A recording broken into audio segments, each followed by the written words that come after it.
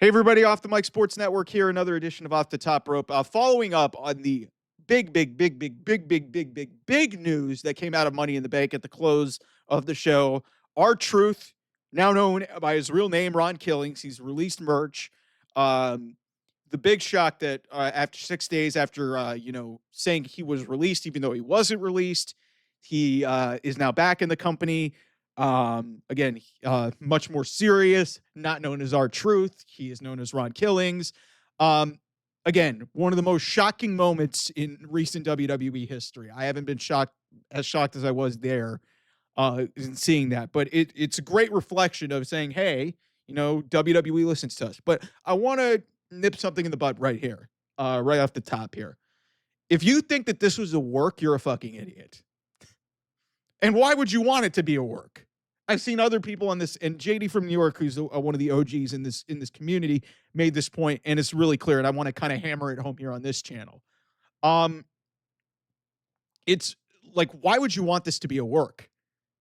Yeah, WWE released or fired a guy long term, alienated his locker room, and then was like, "Oh yeah, you know what? Hey, yeah, this was all a plan."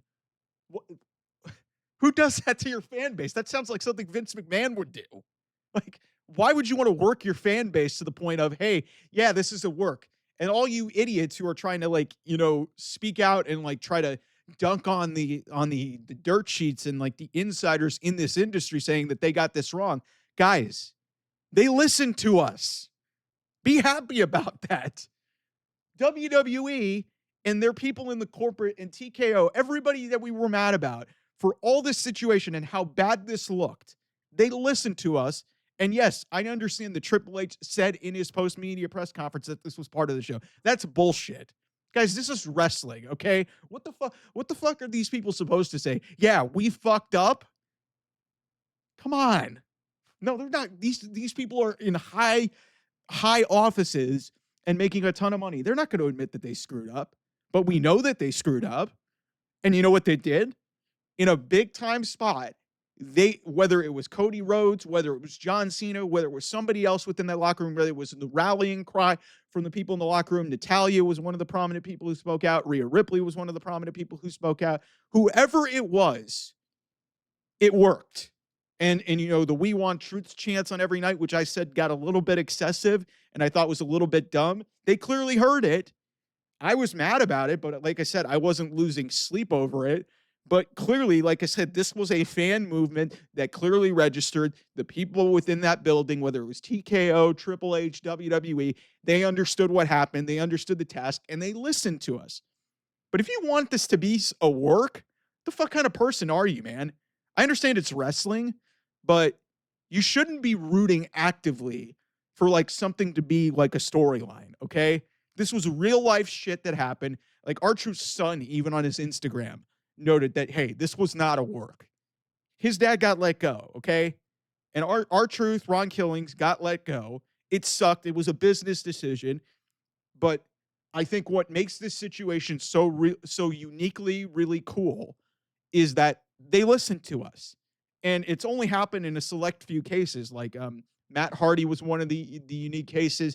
There's been some other ones that have happened over the years, but this was a public display by WWE fans throughout the last week to get R-Truth back into the company. And then and not only that, they put him in a prominent spot attacking John Cena and having him cost John Cena a match. So it really is one of the coolest things that you'll ever see on a professional wrestling show, because like I said, most companies just really won't ever listen to anybody. AEW doesn't ever listen to their fans. Like their fans were clamoring for Jon Moxley to lose the championship and he didn't. And hey, he might lose it at All In, but who knows? WWE often doesn't listen to their fans. Vince McMahon almost never listened to the fans. Like he tried to shove Roman Reigns down everybody's throat, and it never worked. Daniel Bryan, you guys remember Daniel Bryan? They had to cave in after so much public pressure after Daniel Bryan got fired. And I remember when he came back about 15 years ago. You guys remember when Daniel Bryan was trying to fight for the WWE Championship and how hard that was? CM Punk had to leave for that to happen. So, this was such a really cool moment. But if you guys are one of these idiots in the community who are like just advocating and just trying to like, take shots at people like Sean Ross Sapp and all these other people in the industry who, yes, sometimes the media experts within pro wrestling are wrong. They weren't wrong on this. This was a real story. And again, like I said, why would you want R-Truth being fired or R-Truth being let go or released or however you want to portray it? It was his contract being expired. Why would you want that to be an actual storyline that was planned? That's pretty fucked up. Okay? That's like what, and also what would be gained from that if that was the plan? There's no way that WWE would have expected the outrage from their fans about R-Truth being let go. Because R-Truth had been a comedy character for basically a decade plus. There was no way to project that this was ever going to happen. So again, take this as a notch on the belt and basically say, hey, you guys got something that you wanted. You rallied, you used your voices, you used Twitter, you used social media, you used your voices at events, even though I thought that it got a little bit excessive and a little bit ridiculous. And it worked. It worked. And it was a great moment. But it is, please, for the love of God, do not go on social media and try to act like, hey, oh man, we all got worked. All the dirt sheets got worked. Guys, a lot of those people I have a ton of respect for because they have sources within the community. Some of them have their own agendas, but this was not an agenda thing or anything like that. WWE made a decision not to renew Ron Killing's contract. It snowballed to the point where, hey, and the reports are now from Mike Johnson, who does a really good job at PW Insider, that as far back as like 3 days ago, they were trying to figure this out. Like they knew. So what I find really interesting, and this is something that I should mention here for a second. The John Cena thing where the we want truth thing, and then obviously he turned that into like you guys can't handle the truth. Maybe they knew at that point that he was coming back. But again, they waited for the right moment. They waited for a premium live event in a big time spot in the main event. And it was an awesome, awesome moment. But it was not a work whatsoever. If you are hoping and praying that that was what this was and we all got worked, you guys are just fucking idiots. Stuff happens in the industry. Stuff happens anywhere.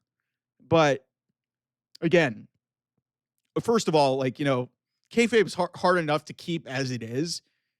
Like, it's just,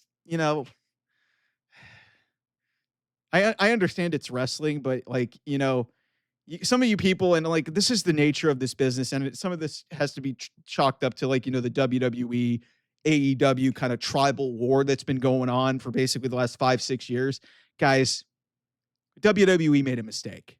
There's no two ways about it. They made a mistake. They recognized it and they corrected it, but it wasn't a story. Come on. And even if you wanted to think it was a story, really? They let R-Truth go on a Sunday and basically they're like, "Oh yeah, we're just going to bring him back 6 days later." Come on. Really? Really? If that's a storyline, what the fuck kind of storyline is that in the first place? That's a terrible idea. Especially considering, hey, a bunch of other people lost their jobs not too long ago. So, I'm not going to try and spin it into that, but come on, really? You guys really think that that was a work? Just be glad that he's back and be glad that he's going to be taken seriously. And we're going to get something here. And it's going to be interesting to see what the plan is for him moving forward. But he was able to get a job back. And clearly, like I said, and I give credit to the locker room. I give credit to the public and a lot of people who are podcasters and a lot of people who have platforms. Like I said it sucked, but like I said, I wasn't one of these people who was like completely and utterly outraged, but I totally understand the outrage of what was going on. He was an important part of that locker room for 17 years. So, but to see the way that this turned out, it was an amazing moment. It really was. But like I said, not a work. Come on. Anyway, I'll see you guys soon. Bye-bye.